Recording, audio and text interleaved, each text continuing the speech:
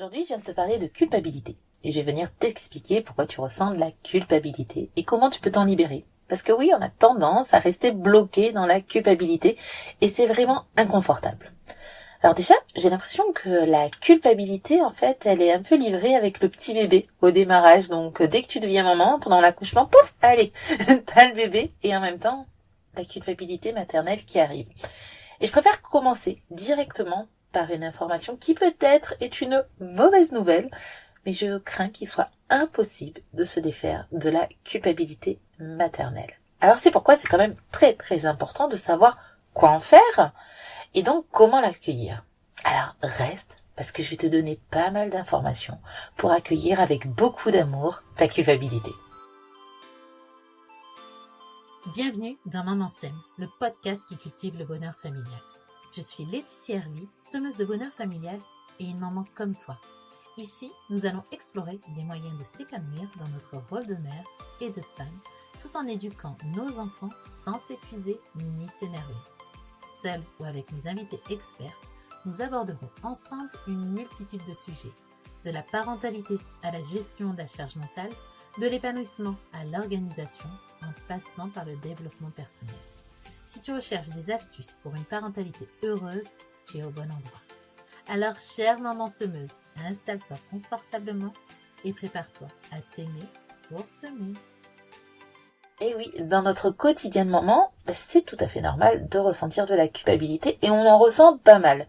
De reprendre le travail, de laisser son bébé à la crèche ou bien à une assistante maternelle, d'avoir crié, de laisser son enfant à la garderie le soir, de sortir un soir avec ses copines, de se disputer avec son partenaire, de pas avoir rangé le séjour avant d'aller se coucher.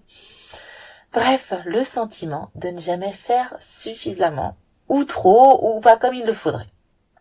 Alors, c'est intéressant déjà de commencer par se demander mais pourquoi on en arrive à ressentir cela, à croire que toi, en tant que maman, t'es pas suffisamment bonne, suffisamment parfaite, suffisamment excellente. J'aime pas tous ces termes, donc tu ne le vois pas, mais je fais des petits entre guillemets. Alors on va partir d'un exemple concret pour aller explorer la culpabilité. Et je te propose de prendre comme situation quelque chose qui, je pense, t'arrive de temps en temps, donc le fait de crier sur ton enfant. Parce que peut-être tu en as eu marre de répéter quelque chose, tu t'es pas fait entendre, ou bien t'es ultra fatigué et ça t'est arrivé de vriller. Bref, par une situation, tu en es arrivé à crier sur ton enfant. Donc après avoir crié, qu'est-ce qui s'est passé ? Tu vas commencer tranquillement à reprendre tes esprits, parce que quand t'as crié, t'as été probablement déconnecté de ton cerveau, déconnecté de toi, de ton être, et là tu reviens en conscience de ta réaction, de ce qui s'est passé, de tes cris. Et là, en même temps, hop, qui arrive ? Madame Culpabilité. Et là, elle arrive. Et donc, avec la culpabilité, quand elle arrive, aujourd'hui, tu peux avoir tendance à te dire justement, mais purée, mais je suis nulle, j'arrive pas à me calmer, les autres mères y arrivent mieux que moi, et puis dans les livres on dit que, et puis regarde cette là sur les réseaux, elle y arrive bien, elle gère super bien ses gosses, et moi je n'en sors pas, etc. Bla bla bla bla bla bla. Je suis certaine que tu vois très bien de quoi je parle, de cette petite voix intérieure qui est vraiment très très très forte. Et donc à ce moment-là, tu peux avoir tendance justement à être coincé dans cette culpabilité et rester coincé dans cette petite voix intérieure et penser que tout ce que tu es en train de te dire, en fait, c'est vrai. Et donc, tu vas croire que tu es vraiment nul, que tu es incapable, que tu es pas à la hauteur, que tu es médiocre. Quand tu vas penser tout ça de toi, il y a un risque un petit peu sournois, c'est que tu vas te mettre encore plus de pression pour arriver peut-être à atteindre cette femme que tu suis sur les réseaux, peut-être cette personne que tu prends comme mentor, etc. Ou un idéal que tu t'es imaginé. Un idéal qui est souvent inatteignable. Et quand tu vas donc te mettre cette pression-là pour atteindre tout ça, tu risques de te surinvestir. Ça veut dire que tu vas faire plus que tes capacités, plus que tes possibilités énergétiques et émotionnelles. Et là, attention, parce que tu peux te diriger tout droit vers l'épuisement et donc le burn-out. Alors tu vois, là c'est très très très important de sortir de ce cercle vicieux pour éviter déjà d'avoir une mauvaise image de toi, d'avoir une image dégradée de toi, de perdre confiance dans ton rôle de maman, et également de tomber dans un épuisement parental intense, voire le burn-out. Alors sois rassuré, la culpabilité peut être une formidable énergie et elle peut t'apporter beaucoup dans ton quotidien de maman. Alors, on va l'explorer tout ça, on va voir comment trouver la belle énergie de la culpabilité. Alors déjà, ce qu'il faut que tu comprennes, c'est que la culpabilité est une émotion. Et donc, c'est une émotion secondaire. Mais bon, comme toute émotion, elle est importante et elle a son rôle. Et comme toutes les émotions, elles sont pas là pour t'embêter. Donc la culpabilité, elle est pas là pour te dire « Non, mais t'es nul à chier, tout ce que tu fais, c'est de la merde. » Non, elle est pas là pour ça. La culpabilité est là pour te dire que tu n'es pas sur le bon chemin. Sur le chemin que tu as envie d'emprunter. Sur le chemin de la bienveillance que tu as envie d'apporter à ton enfant. Et donc son rôle à la culpabilité, quand elle arrive, c'est de réparer pour éviter que les choses se reproduisent. Ok ? Donc là, c'est déjà important de comprendre c'est quoi la culpabilité et aussi son rôle. Donc, tu vois bien que en accueillant ta culpabilité, tu vas éviter de rentrer dans ce cercle vicieux du dénigrement de toi. Et là, tu vas plutôt entrer dans un cercle vertueux de réparation et d'apaisement. Alors, on va reprendre la situation du début pour que ce soit plus clair pour toi. Donc, tu te sens pas écouté par ton enfant, blablabla, hop, tu en arrives à crier. Là, quand tu reviens à toi, tu ressens la culpabilité. Ouais, non, je t'ai dit, l'émotion, elle est là. Elle arrivera dans tous les cas. Dans tous les cas, tu vas ressentir de la culpabilité. Et c'est normal. Et c'est même carrément top et rassurant. Parce que je te rappelle que la culpabilité est là pour te dire que tu n'es pas sur la bonne voie. Et qu'elle te donne aussi l'énergie de réparation. Imagine, si tu ne ressens pas de culpabilité à ce moment-là, à cet instant précis, c'est que tu valides les violences éducatives ordinaires. C'est que t'es OK sur le fait de crier sur ton enfant. Donc là, c'est carrément intéressant et top de ressentir la culpabilité, tu crois pas ? C'est génial. Donc, accueille-la avec amour. Donc, c'est à ce moment-là, quand tu vas ressentir de la culpabilité, que tu vas pouvoir sortir du cercle vicieux. Donc, ce cercle vicieux, je te rappelle, est dans plutôt le dénigrement de toi. Donc, comme toute émotion, on va accueillir la culpabilité, lui dire bonjour et même la remercier. Mais vraiment, tu peux te le dire et lui dire, et moi j'ai tendance à faire comme ça. Et bonjour madame la culpabilité, merci d'être là. Oui, je vais faire en sorte de réparer, parce que c'est bien son énergie de réparation. Et puis je te rappelle que si tu ressens de la culpabilité à cet instant précis, c'est que tu as envie d'avancer dans une éducation bienveillante et positive. Donc la culpabilité, elle n'est pas là pour t'embêter. Alors accueille-la avec amour.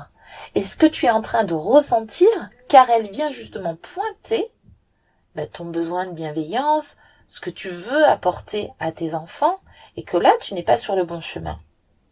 Et elle n'est pas là pour te dire « Oh, t'es nul !»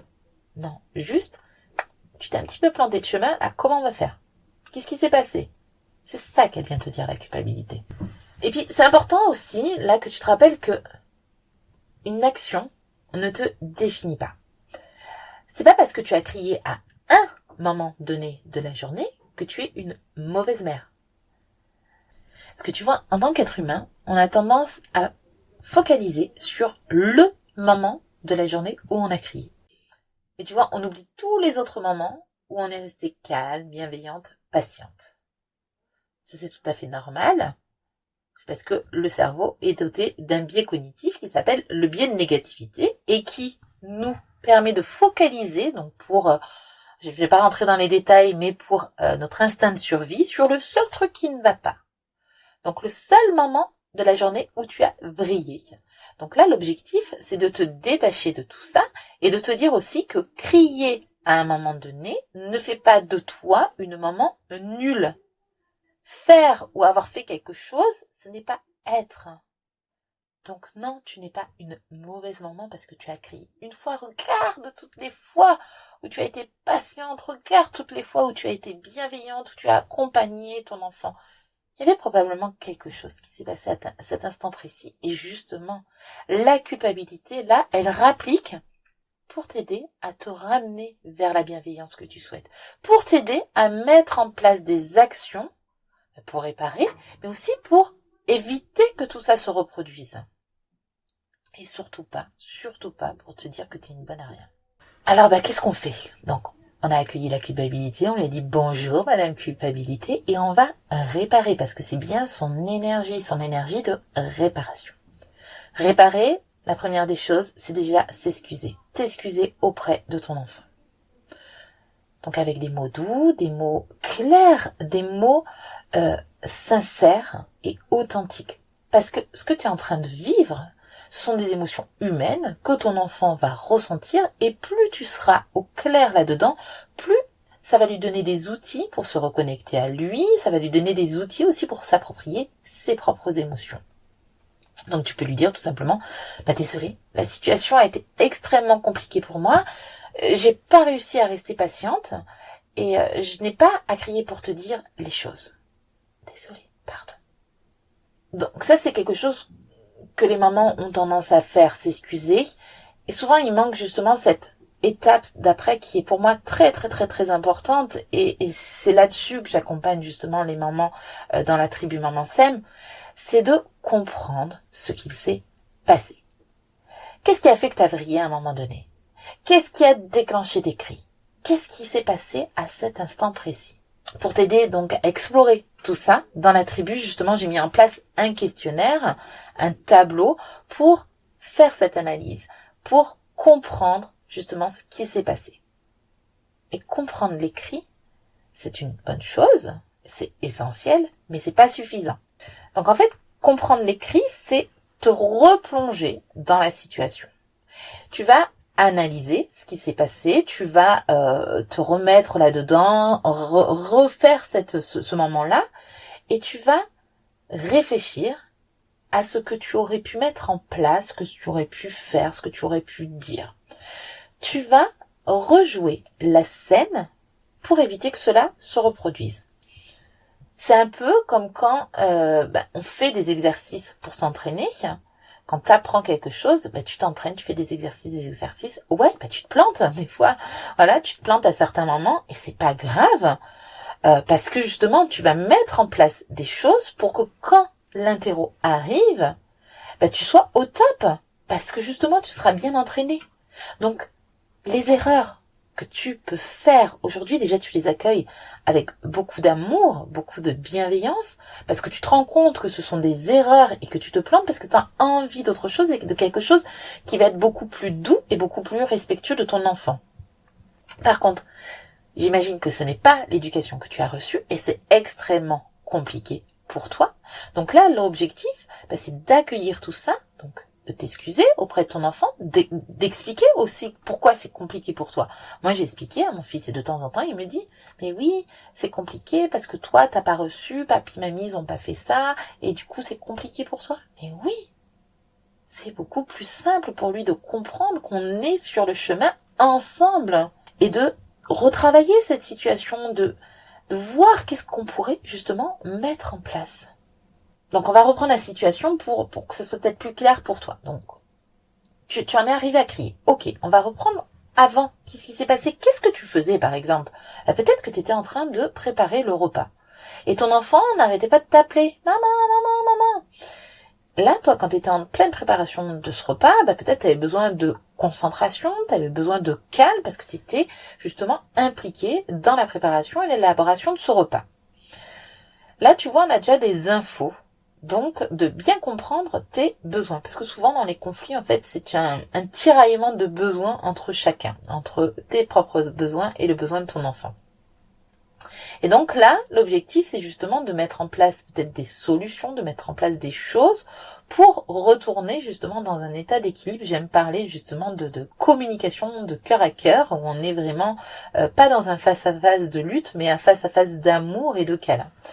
Donc par exemple, tu pourrais dire à ton fils, bon, j'ai bien vu qu'à ce moment-là, en fait, tu m'appelais parce que tu avais envie de jouer avec moi. Et là, à cet instant précis, j'étais pas disponible parce que j'étais en train de préparer le repas. Et j'avais besoin de concentration, j'avais besoin aussi de temps. Alors, qu'est-ce qu'on peut mettre en place ensemble pour éviter que ça se reproduise?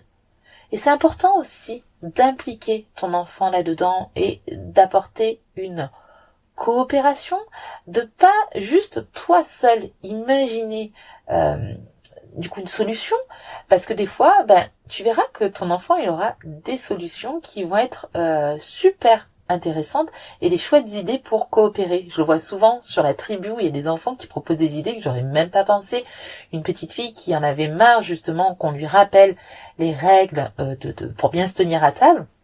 Elle a décidé de mettre en place des post-it de couleurs différents et ses parents devaient juste donner la couleur et elle savait. Voilà, il y a plein de situations comme ça où les enfants en fait ont des idées géniales et ça permet justement aussi de les impliquer parce qu'ils sont décisionnaires justement dans la recherche de solutions. Donc tu vois, la culpabilité, elle est pas là pour t'embêter, elle est là justement pour t'aider. C'est vraiment une émotion finalement ultra belle.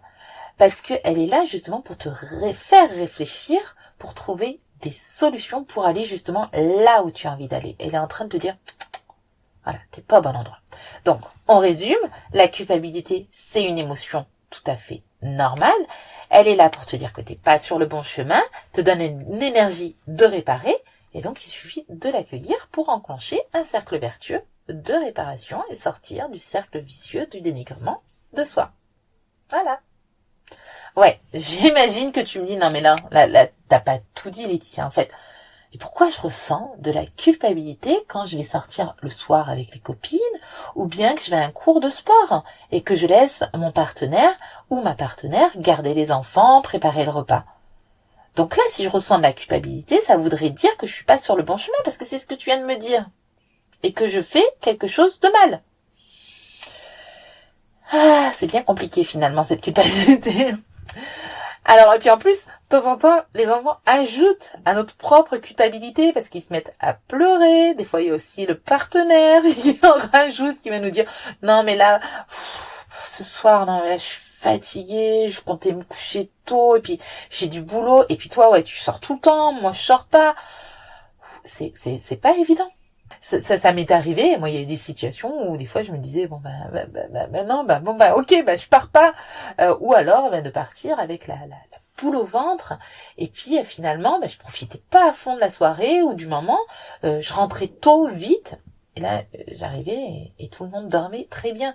Un peu agacée parce que j'aurais pu finalement profiter de la soirée et rester plus longtemps. Donc là, c'est pas évident parce que j'avais déjà ma propre culpabilité. Et en plus, les autres m'ont recollé leur culpabilité, donc culpabilité fois 1000, quoi. Bon, alors, pourquoi elle vient rappliquer celle-là, là, Madame la culpabilité? Parce qu'on est bien d'accord, qu'on fait rien de mal, quand on va prendre du temps pour soi, quand on sort. C'est même carrément nécessaire et utile. Et ça, si tu l'as pas compris, réécoute tous les épisodes d'avant. Voilà, on a vraiment besoin de ça. Donc, qu'est-ce qui se passe? Donc là, à cet instant précis, tu ressens la culpabilité, non pas parce que tu sens que tu es sur le mauvais chemin, alors tu peux ressentir ça, mais en fait, c'est le mauvais chemin par rapport aux injonctions sociétales. C'est pas par rapport à toi, c'est par rapport à peut-être l'image que tu peux avoir de la bonne, entre guillemets, maman, peut-être l'image que la société aussi peut donner, peut-être des choses que tu auras pu entendre, et peut-être tu peux te dire, être une bonne maman, en fait, c'est s'occuper de son enfant, être dispo pour lui, répondre à ses besoins. Donc, quand je sors avec mes copines ou quand je vais faire du sport, là, en fait, justement, ta petite voix, elle vient t'embêter et puis te dire que c'est pas bien. C'est pas bien, que tu es égoïste, que tu dois rester, et puis en plus, c'est ta faute si ton enfant, il pleure. Ouais, t'es pas une bonne maman, blablabla, tu vois bien cette petite voix qui est très, très, très forte, qui trouve plein de choses à te dire, et voilà, c'est très très très compliqué, donc automatiquement elle sera là comme je te l'ai dit, et c'est normal. Donc l'objectif c'est de sortir de tout ça, et là c'est important de revenir dans cette culpabilité et d'accueillir. Et là, cette culpabilité que tu ressens, en fait, c'est pas une culpabilité saine qui te dit mais t'es pas sur le bon chemin. Non, c'est une culpabilité culpabilisante qui est pas du tout raisonnée, qui est pas acceptable, qui a rien de concret. Alors celle-là, tu la dégages très vite. Madame la culpabilité, zou, allez hop, tu retournes là où tu étais, on veut pas de toi. Voilà. Et là, tu peux lui dire, ok, mais y a pas de souci, là, moi, je reprends les rênes de ma vie. Donc, oust, tu n'as pas ta place ici. Et pour ça, c'est revenir. Donc, on a vu avant, c'était dans l'énergie de la réparation. Là, quand c'est une culpabilité culpabilisante, on vient dans l'énergie de responsabilisation. Alors, qu'est-ce que c'est que ça? Qu'est-ce qu'elle nous raconte encore, Laetitia? Donc, revenir dans l'énergie de la responsabilisation, c'est être responsable de tes choix, de tes actes, de tes décisions. Si on reprend la situation, tu ressens de la culpabilité parce que tu décides de sortir avec tes copines, de faire une soirée. Pourquoi tu veux sortir? Ou bien pourquoi tu veux aller à la salle de sport? Qu'est-ce que ça va te faire? Qu'est-ce que ça va t'apporter? Qu'est-ce que tu vas gagner? Mais ça va te faire du bien. Tu vas papoter avec les copines, tu vas libérer des émotions parce que tu vas rire, peut-être au sport tu vas bouger donc ça va faire du bien, tu vas nourrir ta sororité, ton besoin de lien, tu vas remplir ton réservoir énergétique, ton réservoir émotionnel, tu vas libérer tout le stress. Bref, tu vas mettre du bonheur à l'intérieur de toi, mettre aussi de l'amour et pas de la culpabilité parce que tu n'es pas coupable de te rendre heureuse. Tu n'es pas coupable de vouloir être en pleine forme pour être la maman que tu as envie d'être. Donc là, vraiment, je t'invite à revenir dans la responsabilité, dans le fait d'être actrice de ta vie et responsable de tes actions, tes choix. Tes choix qui sont en plus réfléchis et pris en conscience. Et surtout, pour te rassurer là-dedans, souviens-toi que ton enfant, il n'est pas tout seul, il est avec son papa. Et tout va bien se passer. Il est en sécurité. Alors oui, peut-être que ça sera un repas qui sera pas diète, peut-être que ton mari va pas avoir la même manière que toi d'accompagner ton enfant dans le sommeil, peut-être que ça va être un petit peu plus compliqué pour lui, mais laisse-le faire. C'est sa place aussi de coparent. Et par ces moments-là, ces moments à deux, ils vont construire des liens et lui aussi, il va mettre en place des techniques pour pouvoir prendre son rôle de papa et faire des choses aussi qui sont de sa charge.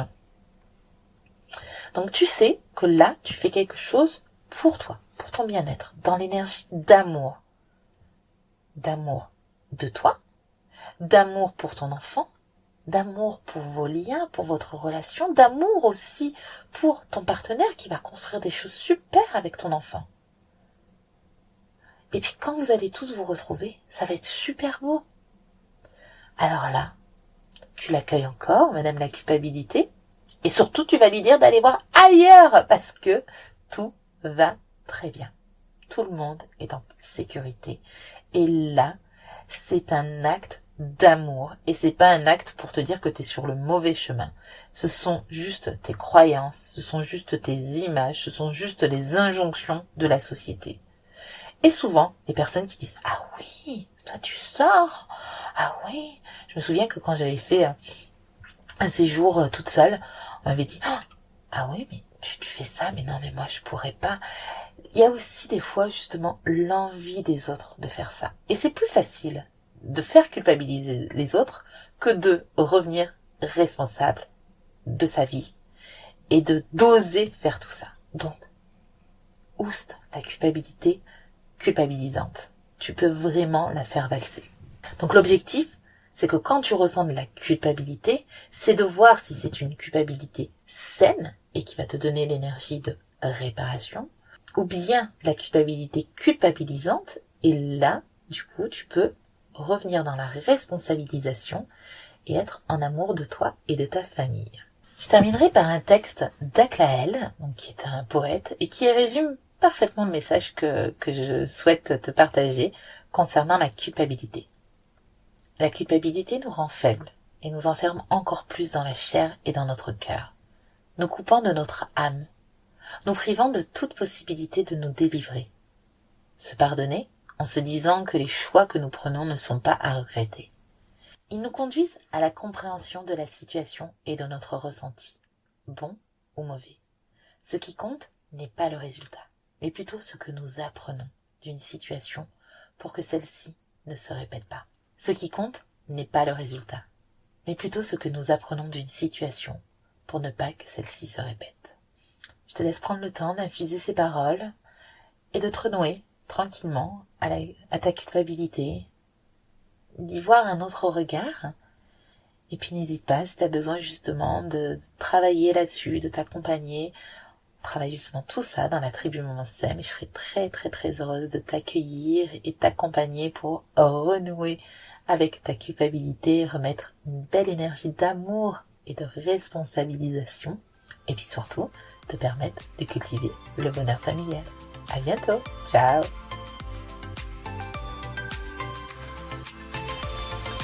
Merci d'avoir écouté cet épisode jusqu'à la fin et je t'invite à répandre ces belles graines à d'autres mamans autour de toi qui auraient besoin d'entendre ces paroles douces et bienveillantes pour s'aimer et semer.